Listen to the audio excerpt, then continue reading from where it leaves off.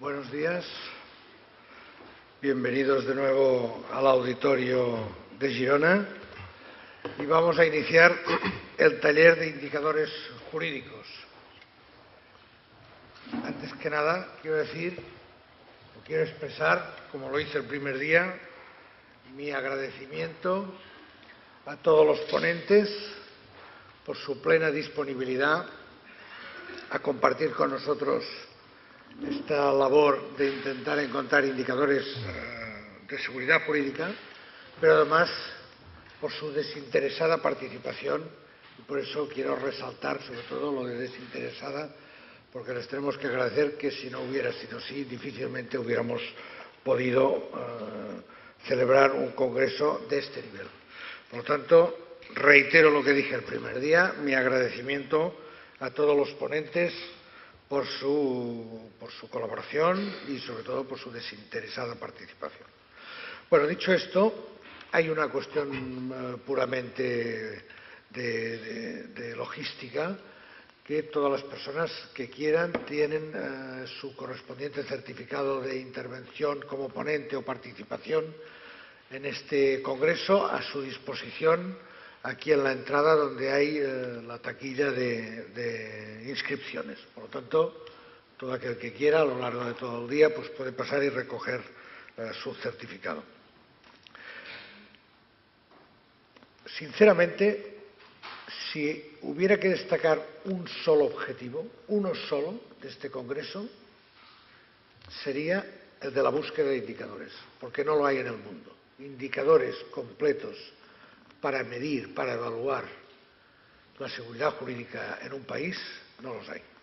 Entonces, el reto nuestro es este: intentar ser capaces entre todos de crear unos indicadores con subíndices, como queramos llamarle, con derivadas de estos indicadores, para que posteriormente se pueda desde las universidades y en cada país ir trabajando en la evaluación, en la autoevaluación de esta seguridad jurídica, como herramienta para los ciudadanos, para las instituciones, para los gobiernos, para las empresas. En estos indicadores, pues en unos un país saldrá muy fortalecido, en otros saldrá más debilitado, pero que podamos tener en conjunto una fotografía que habrá que ir actualizando periódicamente, porque si la vida cambia, pues en estos tiempos convulsos el derecho aún más. Cada día tenemos novedades, al menos hablo en España, cuesta estar al día ya de las novedades legislativas, pues habrá que ir, en todo caso, revisando estos indicadores o la evaluación de estos indicadores. Por lo tanto, vamos a ver si entre todos somos capaces de hacer propuestas concretas, tanto indicadores para el ámbito legislativo, para el ámbito judicial, para el ámbito institucional, que creo que acabarán saliendo hoy todas a lo largo del día, y luego ya nos cuidaremos nosotros de intentar ordenarlas y sistematizarlas para remitirlas a todo el mundo, o al menos colgarlas en la página web para que esté al alcance de todos los interesados y todos los investigadores que se acerquen al tema de la seguridad jurídica. Bueno, sin más preámbulos, vamos a hacer un orden de intervenciones. Como verán, respecto a ayer y anteayer hay una novedad, que nosotros hemos dicho, estamos en el mundo de la academia, nosotros queremos una mesa y queremos estar sentados en sillas y no en los sofás. Por lo tanto, estamos aquí. Les he ofrecido a los ponentes que pueden ir al atril o desde la mesa, parece que todos prefieren hablar desde la mesa, y tendrán un tiempo de intervención entre 20 y 25 minutos, tampoco será una cosa rígida, en todo caso yo les pasaré algún aviso, para que luego podamos propiciar el diálogo entre todos y todos podamos participar y dar nuestras ideas, aportar nuestras reflexiones y todo lo que cada uno estime conveniente. Y así lo haremos después de la pausa café. Exactamente será el mismo formato, excepto que los ponentes serán invitados también a estar en la mesa o estar en el atril. Por tanto, sin más preámbulos, seguiremos el orden de intervención del programa. Por lo tanto, empezaremos por mi derecha. El profesor Humberto Ávila es el autor del trabajo base que se ha remitido a todos los ponentes sobre seguridad jurídica.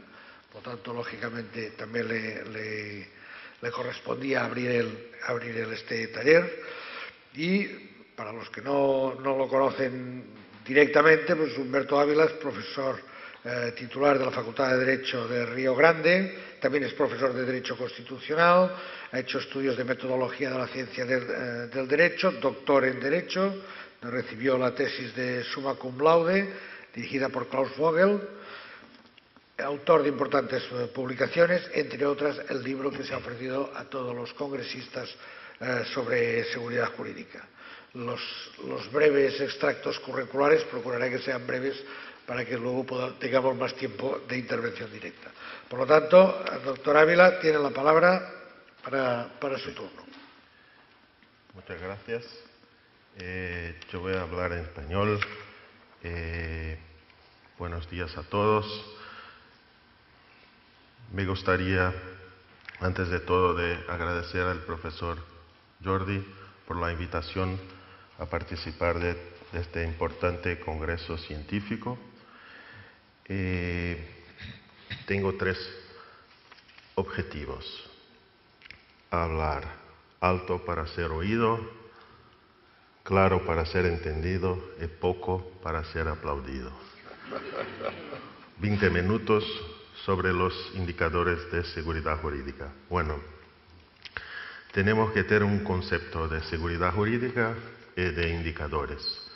Solo se puede hablar de indicadores de seguridad jurídica si nosotros tenemos un concepto claro de seguridad.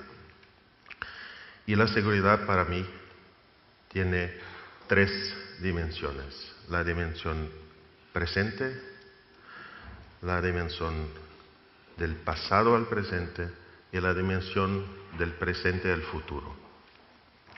Así, la dimensión presente es la cognoscibilidad del derecho, que existe cuando el ciudadano tiene condiciones de entender las normas jurídicas. Así, cuando las normas jurídicas son accesibles para el ciudadano y cuando las normas jurídicas son inteligibles. La confiabilidad del derecho marca la transición del pasado al presente y existe cuando el ciudadano no es sorprendido por tener confiado en el derecho en el pasado, en el presente. Así, cuando hay protección de la confianza del ciudadano en el poder público. Y la calculabilidad del derecho marca la transición del presente al futuro. Así, cuando el ciudadano tiene condiciones de prever las consecuencias jurídicas en el futuro de los actos practicados en el presente. Así, los indicadores serán los elementos cuya presencia demuestra la existencia o presuma la existencia de cognoscibilidad, confiabilidad y calculabilidad del derecho. Muy bien. Creo que hay 4 dimensiones. En primer lugar, hay la seguridad de las fuentes del derecho. Así, hay seguridad si las fuentes del derecho son accesibles, y las fuentes del derecho son accesibles si el ciudadano tiene condiciones de conocer las fuentes y si las fuentes son inteligibles. Así, tenemos algunos indicadores de seguridad jurídica en el aspecto de cognoscibilidad material del derecho, accesibilidad de las fuentes y de la vigencia de las normas. Y también alcance normativo, es decir, si hay codificaciones, si hay leyes generales. Esta cognoscibilidad material es muy importante y marca la seguridad del derecho. Así, la seguridad es una propiedad del derecho. Pero esta seguridad de las fuentes o seguridad de positivación es muy importante, es necesaria, pero no es suficiente. ¿Y por qué no es suficiente? Por dos razones. En primer lugar, por razones históricas. En segundo lugar, por razones teóricas. Las razones históricas son las siguientes. Hay una pluralidad de fuentes muy grandes. No solo fuentes locales, pero también fuentes regionales, nacionales, internacionales, de derecho comparado y de órganos internacionales, de derecho económico, social, político y así en adelante. No solo hay pluralidad de fuentes, pero sino también que las fuentes se cambian constantemente. Hay también razones teóricas. Las fuentes del derecho no regulan su propio sentido y su aplicación. Así, las fuentes no son elementos para la cognoscibilidad toda. Lo que quiero decir es que una primera dimensión muy importante, pero no suficiente, es marcada por los indicadores de las fuentes, pero hay que tener algo más. La segunda dimensión es la dimensión de las normas, esto es, la cognoscibilidad intelectual. Y hay cognoscibilidad intelectual si el ciudadano tiene condiciones de entender el contenido de las normas. Y estas condiciones son la clareza de las disposiciones y la determinación de las normas. Así, cuanto mayor sea la clareza y mayor sea la determinación de las normas, tanto mayor será la seguridad jurídica. Esta seguridad normativa es también seguridad del derecho, de las normas del derecho. Estos indicadores son importantes, son necesarios, pero no son suficientes también. ¿Y por qué? Por razones históricas y por razones teóricas. Por razones históricas, porque el legislador utiliza cada vez más normas indeterminadas, reglas con conceptos jurídicos indeterminados, principios jurídicos y así en adelante. Razones teóricas son aquellas que demuestran que los textos normativos tienen problemas de ambigüedad, esto es, cuando los textos tienen más de un sentido, complejidad, cuando los textos tienen un sentido que genera otro sentido, implicación, cuando de un sentido por inducción se puede llegar a otro sentido, y de defectibilidad, esto es, las reglas contienen excepciones implícitas. De otro lado, hay el problema de la indeterminación, esto es, indeterminación de las normas y del derecho, de las normas, porque nosotros no sabemos en adelante cuáles son los hechos que se subsumen en los presupuestos de hecho de la norma.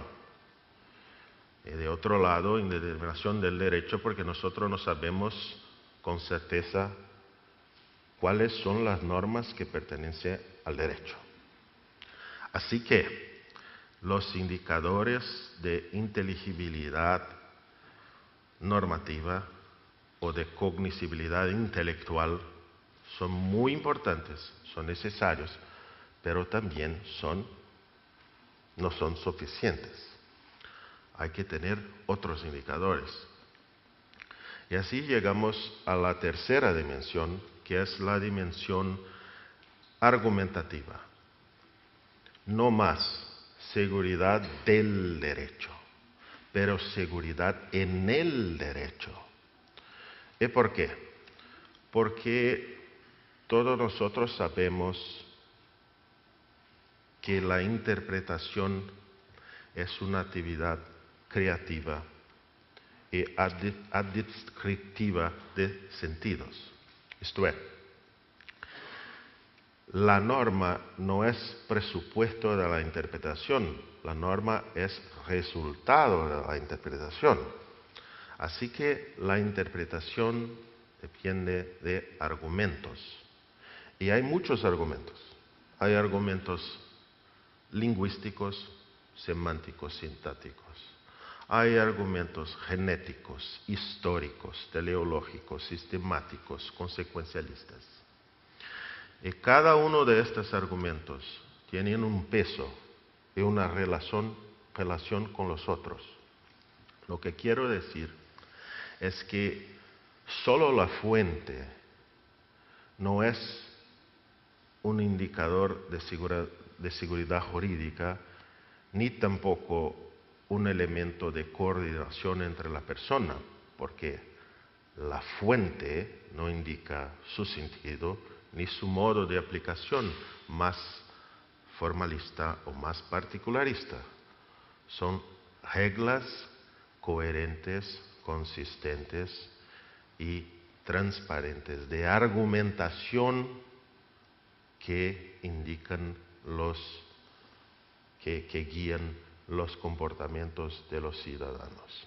Así que al lado de la seguridad de las fuentes y de la seguridad de las normas, tenemos que tener indicadores de argumentación jurídica, seguridad argumentativa. ¿Y por qué? Porque si el ciudadano solo tiene acceso al resultado de la interpretación, solo lo que puede hacer es una oposición a esta decisión,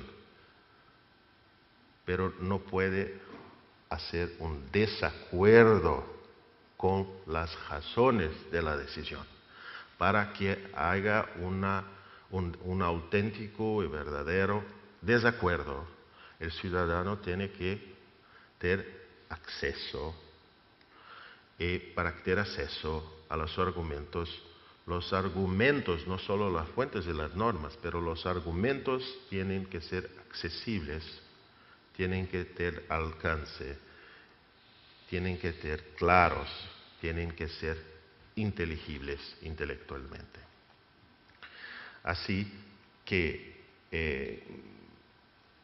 pienso que tenemos que tener una estructura argumentativa clara y accesible.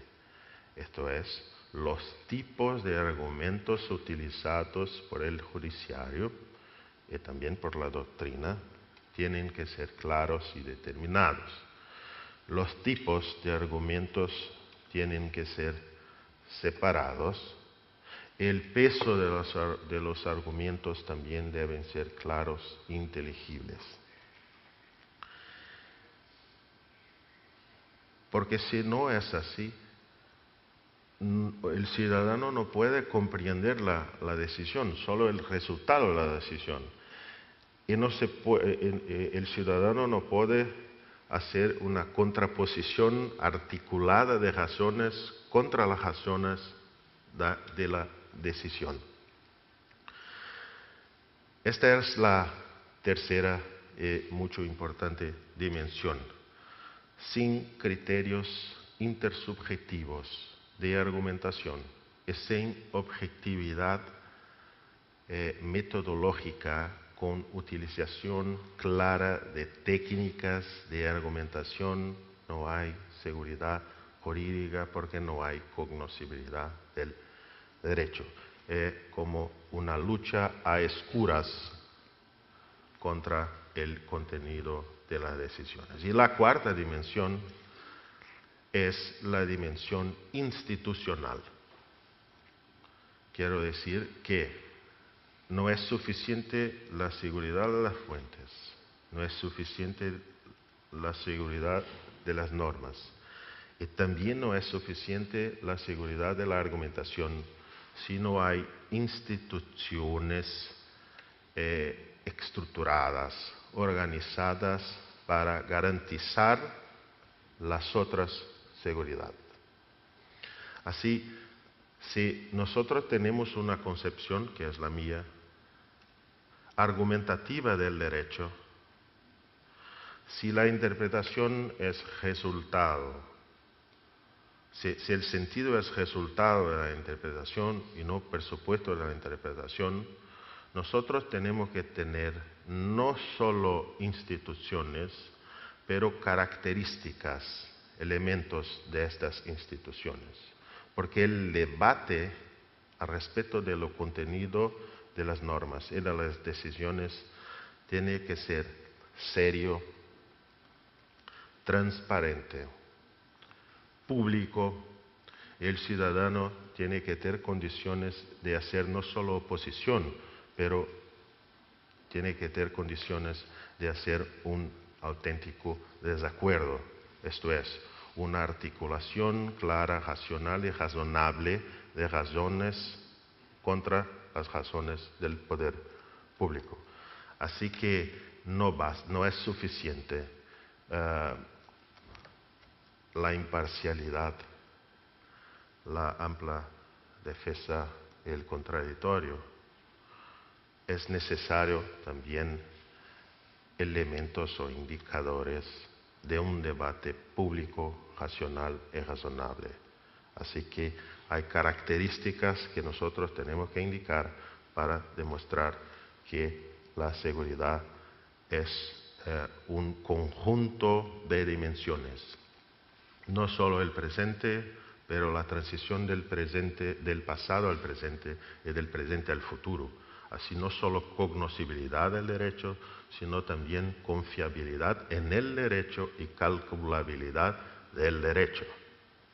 No solo seguridad del derecho, sino también seguridad frente al derecho y las modificaciones del derecho, y seguridad en el derecho, esto es, en la realización del derecho por instrumentos de argumentación.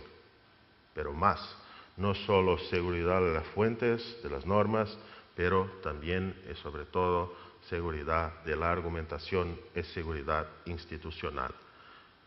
No hay seguridad si la seguridad no es entera. Muchas gracias. Muy bien, muchas gracias.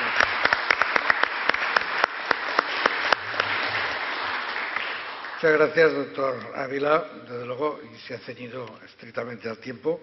Supongo que luego saldrá en el debate.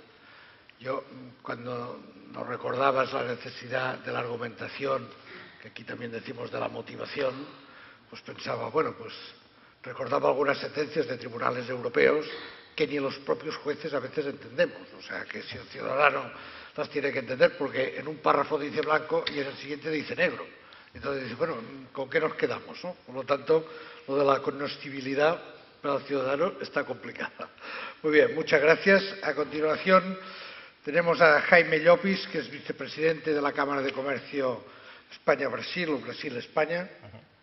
Es abogado, licenciado por la Universidad de Valencia, máster en Derecho de la Empresa, es miembro del bufete socio Cuatro Cases González Pereira, especialista en asesoramiento de proyectos de inversión en Latinoamérica, particularmente en Brasil, y en el asesoramiento en cuestiones legales vinculadas a la coordinación de operaciones transnacionales, adquisiciones, nuevos establecimientos industriales, etcétera. Es decir, un hombre que vive y sufre el derecho y de los que lo aplicamos. Por lo tanto, Jaime, tienes la palabra y te escuchamos. Muchas gracias. Autoridades, señoras y señores, y como supongo que inconscientemente dijo ayer uno de los ponentes tras estas intensísimas sesiones, restos de los asistentes. Debo comenzar por agradecer en nombre de la Cámara de Comercio Brasil-España la invitación que en su día nos cursó el comité organizador, por la que nos hemos sentido enormemente honrados, tanto más si hago memoria de la nómina de ilustres personajes que me han precedido en el uso de este estrado. Entendemos que la participación de una entidad de la naturaleza de la nuestra entronca en la explícita vocación de este Congreso de ofrecer una visión panorámica sobre un concepto tan poliédrico como la seguridad jurídica. Por ello, aspiramos a aportar humildemente la visión de una asociación privada que tiene por objeto promover las relaciones profesionales y empresariales entre dos comunidades de negocios a ambos lados del Atlántico. Tanto en el material preparatorio de este Congreso como en el desarrollo de sus interesantes y enriquecedoras sesiones, hemos podido discutir y aprender sobre el concepto central del Congreso, la seguridad jurídica, incluyendo el acceso a la magna obra del doctor Humberto Ávila. Por ello, las reflexiones que siguen pretenden ceñirse al ámbito del taller en el que nos encontramos, el diseño de indicadores, y hacerlo desde una perspectiva pragmática, no condicionada de antemano por una u otra definición del concepto, sino por un deliberado apego a la idea de seguridad jurídica, casi diría que cualquiera que ella sea, en la visión de empresarios y asesores en el mundo de los negocios. Y de entre ellos, si me permiten, con un sesgo hacia la visión del abogado, mi profesión. Porque en el mundo de los negocios, la seguridad jurídica suele ser a priori el aparentemente simple objeto de una ingenua pregunta, la pregunta de si la hay, de enrevesadísima respuesta. Y probablemente a posteriori acaba por ser la frustrante constatación de que la respuesta debió haber sido negativa. En primer lugar, no se trata de una respuesta binaria. La seguridad jurídica no existe como un sistema monolítico. Se da en grados, difiere de unos sectores a otros y también geográficamente evoluciona. En ese sentido, la seguridad jurídica es un elemento más de la determinación del riesgo empresarial y, como tantos otros riesgos, se procesa en forma de coste. Creo que es importante reforzar esta idea ante todos los poderes públicos y los operadores económicos concernidos. Cuando los poderes públicos y los operadores económicos no consiguen generar y comunicar eficazmente la existencia de seguridad jurídica, la consecuencia inmediata que provocan es el traslado al conjunto de la sociedad de esa ineficiencia de mercado en forma de coste de no disposición o de sobrecoste en la puesta a disposición del bien o el servicio. Eugenia Zozaya, la representante de ayer de la Caixa, nos lo hizo ver de forma meridianamente clara desde la perspectiva de una entidad financiera. Por decirlo muy simplificadamente, si no hay seguridad en el respeto, por ejemplo, de los derechos de propiedad industrial, el producto susceptible de protección o no será comercializado o lo será a un precio superior. Y aquí conviene también recordar, y el embajador Eguiguren de alguna manera lo apuntó en su intervención express ayer, que los efectos de los que estamos hablando se dan en muchos casos independientemente de la existencia de un elemento extranjero en la transacción.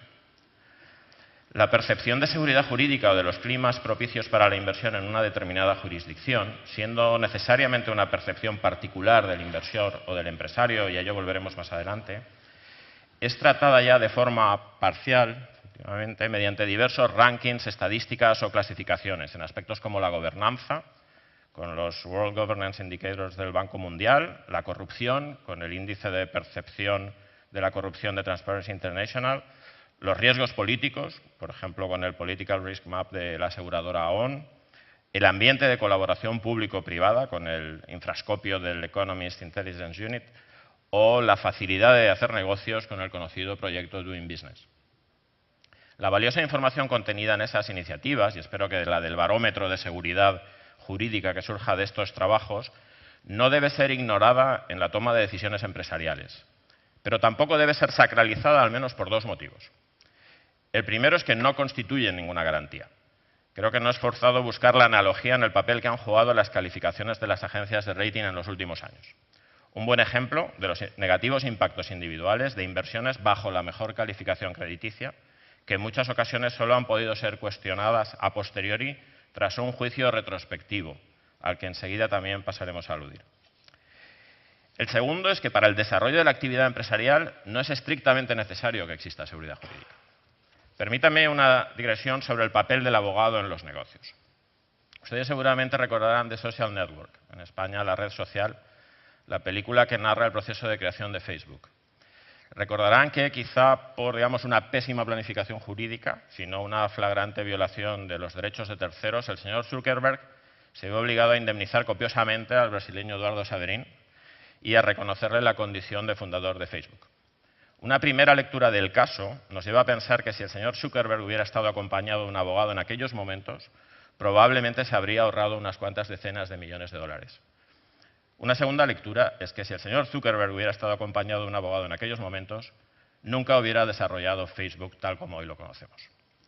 Por lo tanto, quiero decir que se pueden hacer negocios donde no haya seguridad jurídica, y no me refiero solo allá donde no se dé el concepto sustancial de seguridad jurídica que incluye el valor esencial de la democracia o la legitimidad. Me refiero a que más allá del riesgo empresarial que cada uno decida arrostrar, la ausencia de seguridad jurídica tendrá sin lugar a dudas efectos perniciosos sobre la libertad de mercado, o bien por la traslación de costes, o bien por la contaminación hacia los modelos de capitalismo de Estado, crony capitalism o capitalismo de amiguetes, que creo que no están en la mente de ninguno de nosotros como un estándar a seguir. Vamos, pues, obedeciendo el mandato y sin ánimo de exhaustividad, a proponer media docena de indicadores que a nuestro juicio pueden ofrecer información valiosa sobre el nivel de seguridad jurídica y a ofrecer alguna sugerencia metodológica.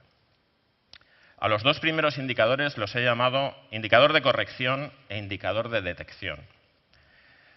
La dificultad de responder a la pregunta de si existe o no seguridad jurídica en un determinado ámbito y, consecuentemente, de identificar indicadores se explica fundamentalmente desde el punto de vista de la lógica empresarial por dos claves a las que hemos aludido tangencialmente: el impacto individual y el juicio retrospectivo. Por impacto individual nos referimos al hecho de que, desde el punto de vista de la lógica empresarial, la inseguridad jurídica se manifiesta en el caso concreto de un proyecto, de un negocio o de una inversión. Eso significa que un buen posicionamiento de una jurisdicción o un sector de actividad en los rankings de seguridad jurídica no garantiza la ausencia de incidentes en una inversión. También significa que podremos considerar falta de seguridad jurídica el caso aislado de arbitrariedad de un poder público o la deslealtad en la conducta de un operador económico, pero también el caso en el que el sujeto paciente del incidente quiere tapar bajo esa excusa comportamientos poco diligentes o inapropiados. En ese punto, la efectiva posibilidad de corregir eficientemente el incidente de inseguridad cuando jurídicamente proceda, revertir sus efectos o, en última instancia, compensarlos adecuadamente, se convierte en un elemento fundamental del análisis, al que, como les decía, hemos llamado indicador de corrección, y también en un filtro útil para deslindar responsabilidades. Por juicio retrospectivo nos referimos al hecho de que el incidente de inseguridad jurídica suele habitualmente poner en cuestión un hecho del pasado, una adjudicación, un contrato público, una regulación. La tentación de juzgar con conocimientos del presente hechos del pasado no es particularmente útil a estos efectos. De ahí también la importancia de anticipar o alertar sobre potenciales riesgos en el momento adecuado, lo que hemos llamado indicador de detección, algo que tiene mucho que ver con el equity story del que ayer nos hablaron los representantes de Abertis y de Repsol. Una de las muchas cosas que escuché en la sesión de la tarde de ayer, con las que, por decirlo educadamente, no estoy muy de acuerdo, fue precisamente una propuesta de revisión de los APRIs basada en algo así como su validez mientras constante el principio rebus sic stantibus. Uno siempre ha pensado en los APRIs desde el punto de vista de la paradoja que encarnan. En términos gruesos, los países que los respetan son los que no lo necesitan y los países que los necesitan son los que no los respetan. Pero ayer encontré una segunda paradoja retrospectiva en esta pretensión de APRIs efímeros, en las que las dos P's pasarían a significar algo así como protección precaria. Y otra de las cosas que personalmente no comparto, de las que aquí se escucharon ayer por la tarde, es el mito de la desregulación. A quien considere que el sector financiero está desregulado, le invito a que se encargue para comprobarlo de la asesoría legal para abrir y operar un banco o una compañía de seguros. Creo firmemente en la libertad de empresa y en el principio de mínima intervención del Estado, lo que denomino indicador de intervención. La premisa de Doing Business responde a un enunciado tan simple como Economic activity requires good rules. Buenas reglas, no muchas y menos demasiadas. Considero inherente a un buen clima legal que existan límites en la magnitud y alcance del intervencionismo estatal sobre la economía y la acción humana. El doctor Bunge dedicó buena parte de su ponencia de ayer a ilustrarlo por pasiva. La sobreregulación es un denominador común de los peores ejemplos de la región en materia de seguridad jurídica. Y los nombres de los países están en la mente de todos ustedes. Terreno abonado para élites extractivas, el término tan felizmente acuñado por Acemoglu y Robinson en el éxito editorial que Marcial Pons les vende allá afuera. Estudiado por Hernando de Soto para Perú, existe una notable tendencia a que la sobreregulación conduzca a la informalidad y a la corrupción. Y por Yankov y otros, para el caso de la regulación de entrada de la inversión extranjera. Una regulación más gravosa se asocia tendencialmente a una mayor corrupción y a una mayor economía sumergida y no a una mejor calidad en la provisión de bienes públicos o privados. Informalidad y corrupción, enemigos radicales no solo de la libre competencia del mercado, sino de los principios básicos de la solidaridad fiscal y social. Una estrecha conexión con lo que acabamos de exponer la plantea el siguiente indicador propuesto, al que hemos llamado indicador de administración telemática. Vuelvo al relato de ayer del doctor Bunge para ilustrar un ejemplo. Para una misma regulación, el control de cambios o la normativa sobre inversiones o transacciones con el exterior, Brasil ofrece un sistema íntegramente informático y Argentina un trámite registral clásico ante un funcionario. Creo que no es necesaria mucha imaginación para deducir cuál ofrece mayor seguridad jurídica. A mayor informatización de la relación con la administración y los poderes públicos, menor arbitrariedad y mayor seguridad jurídica, incluso para otro elemento fundamental de la seguridad jurídica, como es la previsibilidad de los plazos. En general, y quizá con la premisa de que se haya alcanzado un grado razonable de institucionalidad interna, puede constatarse que grados mayores de apertura a los intercambios comerciales y a la inversión extranjera producen efectos benéficos en la competencia, en la transparencia e incluso en la calidad del desarrollo legislativo. Y viceversa.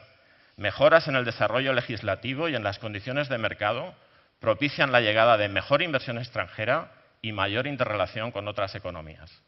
El grado de apertura comercial de las economías es prácticamente un dato estándar y se puede advertir una correlación entre los países más abiertos y aquellos que ofrecen mejores señales en términos de seguridad jurídica. Además, como estudian Miles y Posner, los países más desarrollados son los más proclives a suscribir acuerdos internacionales, bilaterales o multilaterales, y los que en mayor medida consiguen beneficiarse de la cooperación entre sus agentes económicos. Diríamos que así como la inflación legislativa, la sobreregulación presagia malos resultados en los rankings de seguridad jurídica, la profusión de acuerdos internacionales suscritos, tanto multilaterales, las convenciones clásicas del derecho internacional público y privado, como bilaterales, APRIs, convenios para evitar la doble imposición, convenios de cooperación en materia judicial, de seguridad social, suelen ser un indicador claro, el que hemos llamado indicador de internacionalización de todo lo contrario. Por último, trataremos el indicador que hemos denominado indicador de cultura legal, un concepto sobre el que se manifestó también ayer el doctor Carlos Álvarez. El derecho no es solo la suma de leyes, tratados, tribunales, instituciones formales y profesionales. Como dice Carruthers, el derecho es también un sistema normativo que reside en la mente de los ciudadanos de una sociedad. Y la conducta, opinión y valoración que esos ciudadanos mantengan respecto del derecho, el respeto a las leyes, los contratos y las instituciones, la intolerancia ante la corrupción y la informalidad, conforman en abstracto su cultura legal. En última instancia, el emprendedor provee bienes y servicios a una sociedad en la que espera que clientes, titulares de capital, competidores, prestadores de servicios, suministradores y oficiales públicos se comporten legal y lealmente. Si no es así, y aun en un contexto de plena seguridad jurídica, de razonable clima legal, el emprendedor no lanzará su iniciativa empresarial o se precaverá de las ineficiencias previsibles. El empresario quiere respeto de los contratos respecto de los poderes públicos, pero el cliente no quiere abusos por parte de su proveedor. Pensemos especialmente en los suministros de utilities. Y ambas son manifestaciones de la seguridad jurídica. Los niveles de cualificación profesional en los ámbitos vinculados al desarrollo de la actividad empresarial son un buen ejemplo del carácter cualitativo de este indicador, pero al mismo tiempo una clara muestra de su importancia. Por lo tanto, estas son mis 6 propuestas de indicadores. Indicador de corrección, el que señala en qué medida los incidentes vinculados a la inseguridad jurídica se resuelven efectivamente. Indicador de detección, el que orienta sobre la contraposición entre apariencia formal de inseguridad e histórico de incidentes. Indicador de intervención, el que informa de la inflación legislativa, reguladora, inspectora o controladora de los poderes públicos sobre la actividad empresarial. Indicador de administración telemática, que identifica la cantidad de trámites o procesos susceptibles de ser cumplimentados por medios informáticos. Indicador de internacionalización, que constata el grado de apertura comercial y valora la vocación de adhesión a acuerdos y convenios internacionales. E indicador de cultura legal, que cuestiona el respeto a los principios de seguridad jurídica en el conjunto de los operadores económicos distintos del poder público. Por último, el par de sugerencias metodológicas. La primera es que muchos de estos indicadores pueden ser numéricos, estadísticos, probabilísticos. Miren, cuando en mi ejercicio profesional me preguntan por otro clásico de esto de la inversión en el exterior, la necesidad o conveniencia del socio local, a mí me gusta responder con una definición ad hoc. El socio local, 2 años pensando en él y el resto de tu vida en su madre. Y no lo hago por un especial desafecto ni por una opinión preconcebida hacia el individuo o el concepto, sino por una constatación empírica, publicada por terceros y vivida por mí mismo. La mayoría de las veces la cosa acaba mal. Por lo tanto, en la medida de lo posible, cuantifiquemos el indicador, obtengamos información mensurable, parametricemos resultados, identifiquemos el sobrecoste. Creo que el ejercicio lo requiere, aunque para ello haya que animar a que las propias fuentes avancen en esa dirección. La segunda es sobre fuentes, sobre los proveedores de la información, de la cuantitativa, pero sobre todo de la cualitativa. Creo que es indispensable contar con una red de contribuyentes, al estilo de la que ya maneja el proyecto Doing Business, y sobre todo que esa red sea verdaderamente transversal. Gobierno, judicatura, academia, profesiones legales, empresarios. Un foro como este es un buen lugar para arrancar compromisos y, por supuesto, de nuestra parte, como Cámara de Comercio Brasil-España, el comité organizador y la Cátedra de Cultura Jurídica lo tienen incondicionalmente. Muchas gracias. Muito obrigado.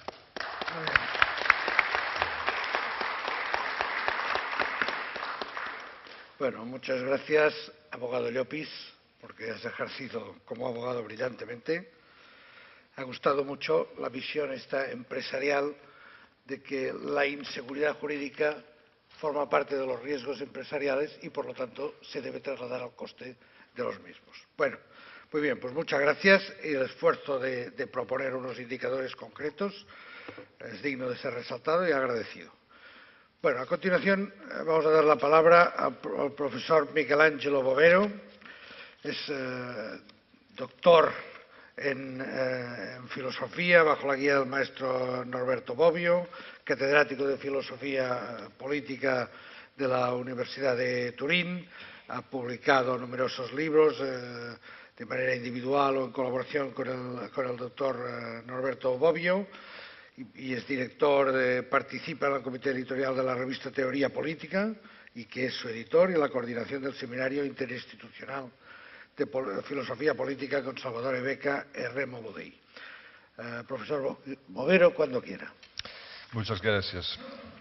Bueno, yo también quiero agradecer de manera muy especial por la invitación a participar en este magno congreso, de manera muy especial por 2 razones. La han escuchado ahora.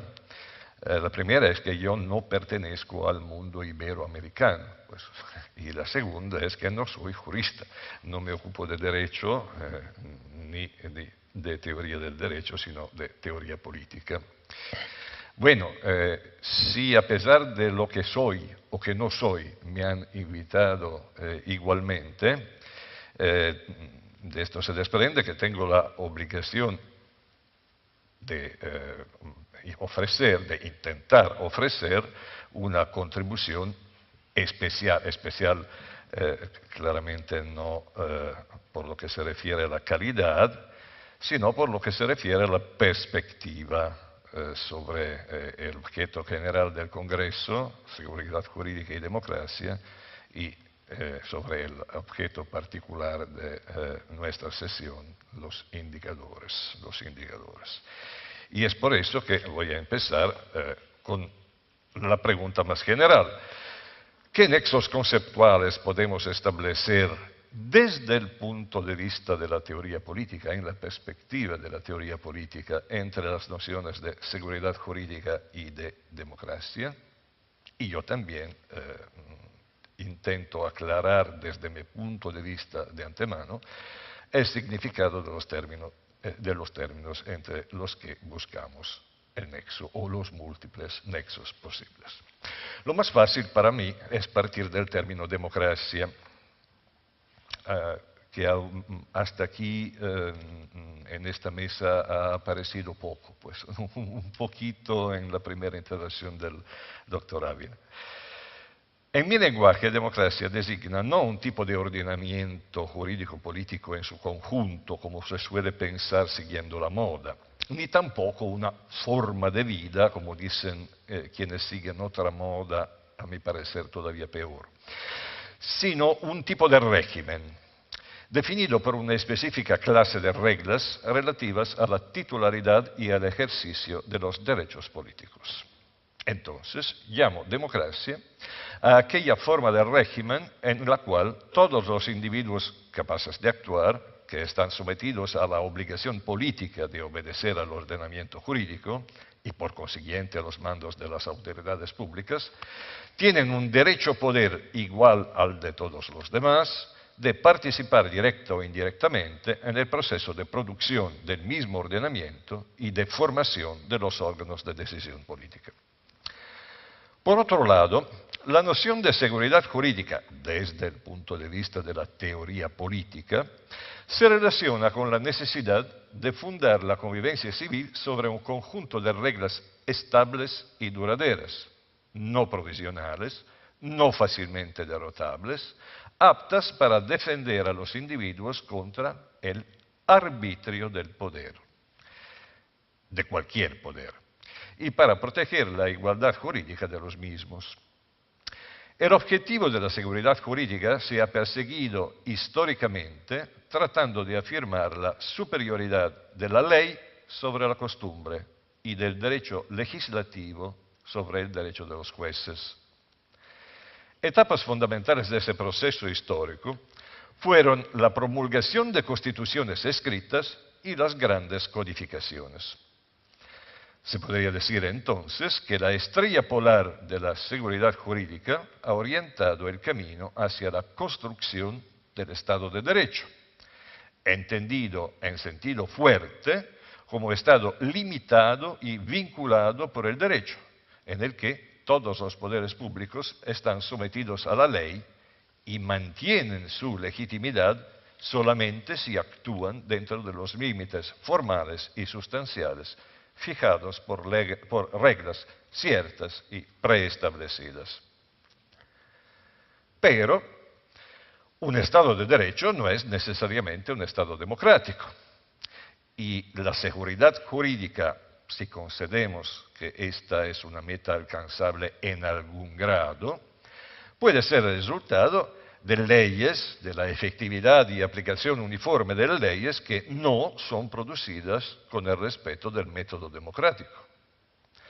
Incluso un Estado no democrático, es decir, un Estado en el que no se cumplen las condiciones básicas de la democracia, puede ser un Estado de Derecho, o sea, puede tener un gobierno per leges e sub lege, y por ello tratar de realizar algún grado aceptable de seguridad jurídica.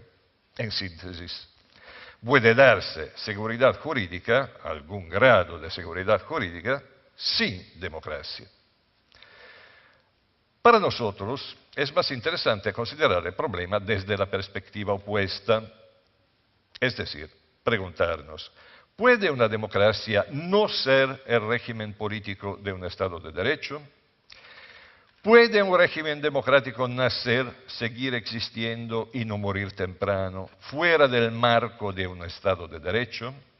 O sea, y por ello mismo, sin ser un producto de y sin producir algún grado aceptable de seguridad jurídica. Soy un filósofo, le dije. Vamos a recuperar la lección de los clásicos. Si acudimos a la lección de Aristóteles, encontramos una respuesta positiva. En la obra Política se describe una subespecie de democracia real efectivamente existida en la que, cito, no es soberano el nomos, la ley, sino los psefismata, las decisiones particulares, extemporáneas y caprichosas del demos, del señor pueblo.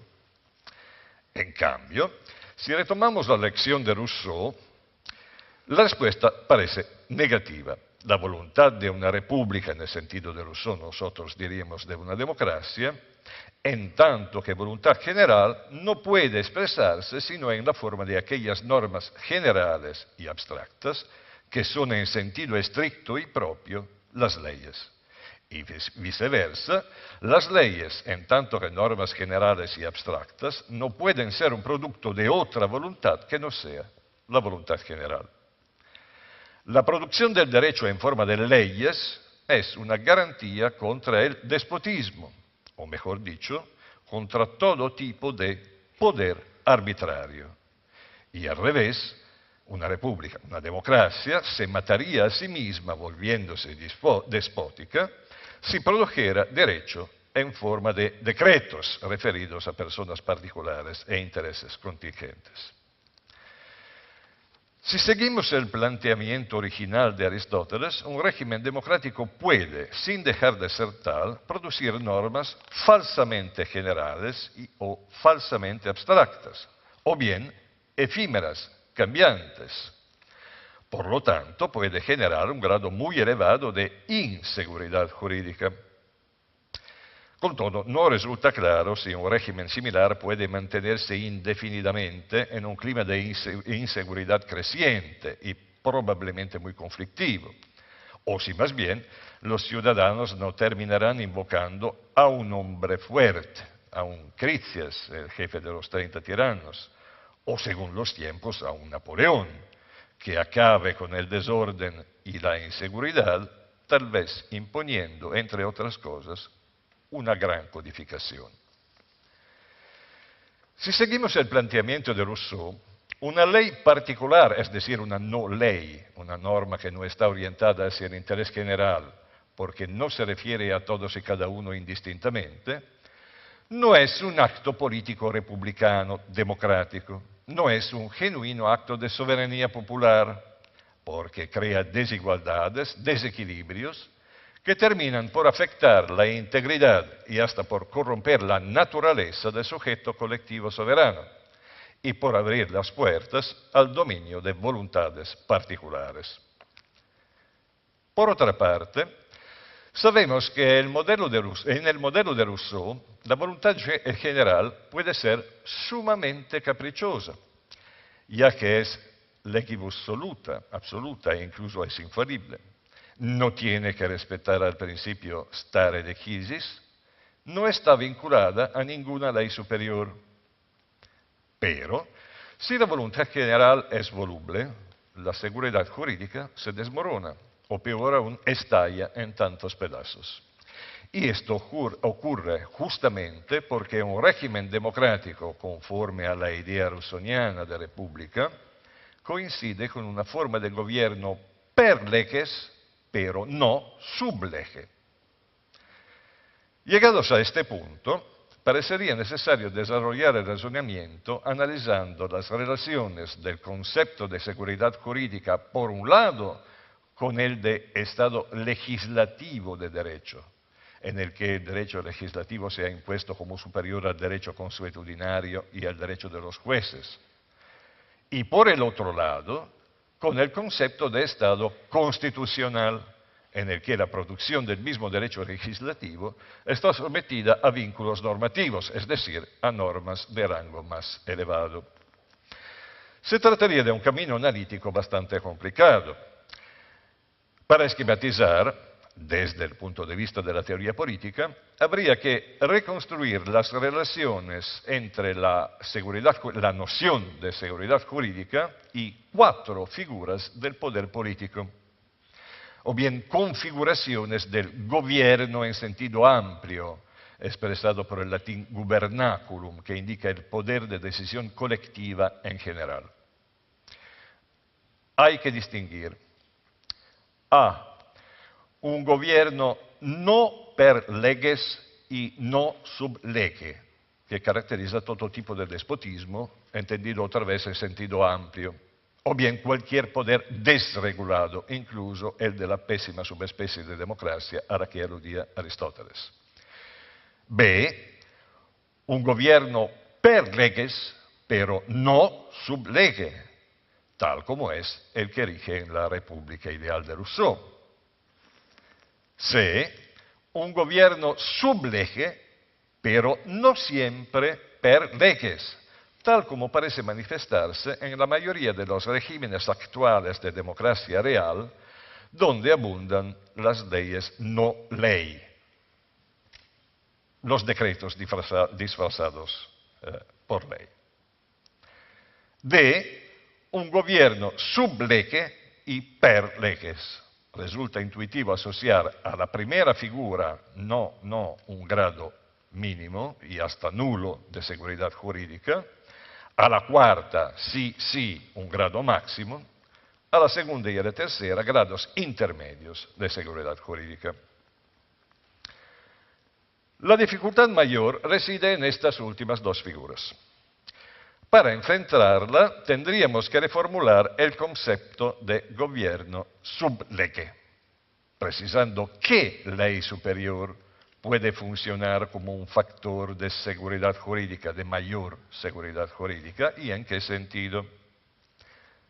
Pregunto, ¿nos referimos a las normas de organización y de articulación de los poderes públicos? O también a las normas de atribución de derechos fundamentales a los individuos. Finalmente, tendríamos que reconsiderar todas las figuras y los grados de seguridad jurídica a ellas asociados, tratando de medir la incidencia y el peso del tercer factor indicado por el doctor Ávila, de la interpretación de las normas de todo tipo, en el concreto funcionamiento de cada una de dichas figuras políticas. No tengo ni el tiempo ni sobre todo la capacidad para explorar este camino en todas sus curvas y rodeos. Por eso le propongo un atajo. Prima facie, se podría decir que la supremacía del derecho legislativo, el imperio de la ley, logra alcanzar solamente un primer grado de seguridad jurídica, mientras que un grado superior se debería obtenerse con la supremacía del derecho constitucional. Sin embargo, muchos objetarían de inmediato que se trata de una supremacía ficticia, la cual, lejos de funcionar como un factor de mayor seguridad jurídica, esconde el verdadero y último poder arbitrario, el de los jueces constitucionales. Los jueces justamente de la ley. Un poder, al parecer, incontrolable, cuya arbitrariedad reside en último término en la vaguedad de las disposiciones constitucionales, en sumo grado del lenguaje de los principios, de las disposiciones tomadas como criterios para juzgar las leyes. Por ello mismo, un poder que se vuelve la fuente suprema de inseguridad jurídica.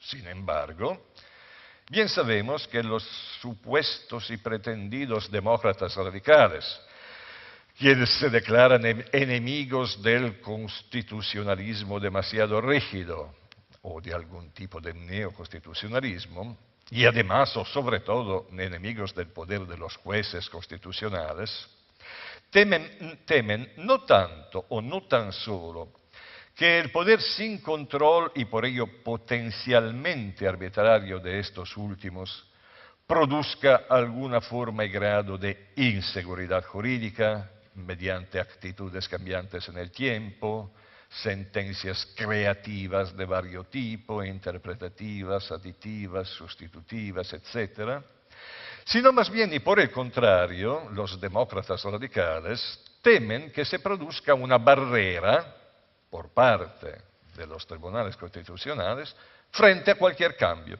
a toda renovación del ordenamiento impulsada por los poderes democráticos.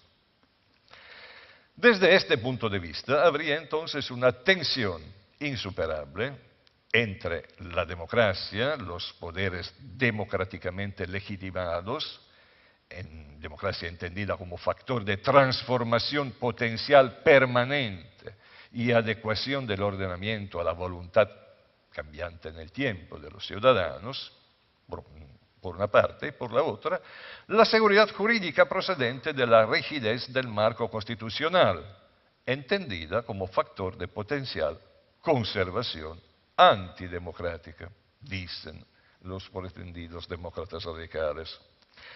Por consiguiente, en esta perspectiva, nos encontraríamos ante la alternativa de salvar la una, la democracia, o la otra, la seguridad jurídica, pero no ambas. A mi juicio, esta es una visión unilateral. El abanico de las relaciones posibles, abstractamente concebibles, sin contradicción, entre seguridad jurídica y democracia es más amplio. Propongo que retomemos y tengamos firmes dos puntos. Uno, si la seguridad jurídica depende en algún modo y grado de la supremacía del derecho legislativo sobre el consuetudinario y el de los jueces, entonces ella exige que se respete y garantice a todos los niveles el principio de legalidad, o sea, la subordinación a la ley y únicamente a la ley de los órganos de ejecución y aplicación del derecho. Pero, dos, si la ley, en tanto expresión de la voluntad democrática, está sometida a la interpretación a final de cuentas incontrolable de quien la aplica, los jueces ordinarios, y además de quien la juzga, los jueces constitucionales, la juzga y puede anularla o modificarla, entonces la voluntad democrática, la de los órganos legislativos democráticamente más o menos legitimados, se ve dañada, cuando no completamente vaciada, junto con la seguridad jurídica. De todo esto parece desprenderse que el célebre juez Holmes era a la vez y al mismo tiempo un peligroso enemigo de la seguridad jurídica y un perfecto antidemocrático. Sin embargo, si estamos dispuestos a reconocer en alguna medida que el juez Holmes tenía de hecho la razón, o sea que su tesis, según la cual el derecho se reduce a y descansa en las decisiones de los tribunales, es pura y simplemente descriptiva del mundo jurídico real y que no hay otro mundo jurídico posible, entonces la seguridad jurídica y la democracia acaban convirtiéndose ambas en mitos, en ideales irracionales, no menos que la justicia, según el planteamiento de Kelsen. Pregunto, ¿es posible la simultánea confutación de estas tres tesis? A, la de Holmes, que termina en la negación tanto de la seguridad jurídica como de la democracia. B, la de los sedicentes demócratas radicales, que niega la seguridad jurídica constitucional para afirmar la democracia. C, la de los neoconstitucionalistas, también ellos radicales, entiendo los que inclinan a reconocer a los jueces constitucionales la función de voz última y auténtica de la recta ratio, la tesis de estos que deprime a la democracia en aras de la seguridad jurídica constitucional. ¿Es posible la simultánea confutación de estas tres tesis? Estoy imaginando, pero no voy a ilustrarla porque falta el tiempo, una confutación performativa, es decir, la construcción racional de un mundo en el que rigen en alguna medida satisfactoria tanto la seguridad jurídica como la democracia, entendido como régimen de autolegislación colectiva. Que esto sea un mundo posible depende de un buen proyecto de equilibrio de poderes y de una buena concepción o teoría normativa de la democracia. Bueno, habría que reflexionar sobre los dos puntos mirando al problema de la seguridad jurídica. Voy a hacer un resumen en pocos segundos de un punto y del otro. La división del poder o separación de poderes ha sido concebida para hacer de manera que, para perseguir el objetivo de que el poder frene al poder. Bueno, sencillamente, un poder que no tiene frenes por parte de otros poderes, un poder arbitrario, es la fuente máxima de inseguridad jurídica. Un poder como fuente máxima de inseguridad jurídica actúa como tal en tanto que abusa de sí mismo. El poder de los jueces constitucionales, sobre el que se ha armado desde muchos años un gran debate, puede volverse un poder arbitrario, con márgenes de arbitrariedad. A mi parecer, sería buena postura remontarnos a la advertencia de Kelsen, según la cual el poder de los jueces constitucionales debería limitarse a la función del legislador negativo. Pero sabemos que esta no es la tendencia que siguen la mayoría de las cortes constitucionales, de los tribunales constitucionales en el mundo. Y precisamente esto ha, no digo impulsado, pero cuanto menos reforzado la tendencia igual y contraria del poder político, del poder de gobierno en sentido amplio en todo el mundo, en los varios países, que es la tendencia de concentración de poderes en el vértice del así llamado ejecutivo, más aún en manos del jefe en turno de los ejecutivos, así llamados y llamados de manera equivocada porque son órganos que no ejecutan nada, sino que predominan. Entonces habríamos una tensión entre dos poderes de vértice, ambos con tendencias a la arbitrariedad, al abuso. Voy a concluir, permítame de ver solamente un minuto, fijando la atención sobre la noción de abuso, que en el lenguaje común, pero también en el especializado, se encuentra muchas veces indeterminada. Del término abuso es preciso distinguir 4 significados útiles para la teoría política, en sentido amplio. Se puede decir que un poder comete abusos si hace un uso desproporcionado de los medios de los que dispone, más allá de los límites fijados más o menos perentoriamente por la ley. B, comete abusos si cumple actos no autorizados, entiendo que no encajan en sus competencias o en todo caso no son reconducibles a la función principal que le es conferida. C, comete abusos si se impone de manera arbitraria, entiendo, siguiendo una orientación puramente subjetiva e injustificada, se impone de manera arbitraria a la voluntad de los subordinados, contra el consenso general, violando las condiciones mínimas de aceptabilidad de los mandos.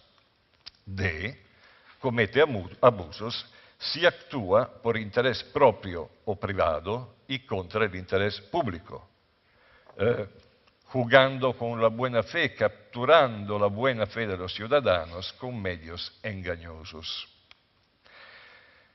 De aquí, con solo un poco de fantasía, se podría desprender un listado, un primer listado, de indicadores políticos de inseguridad jurídica, políticos en sentido amplio.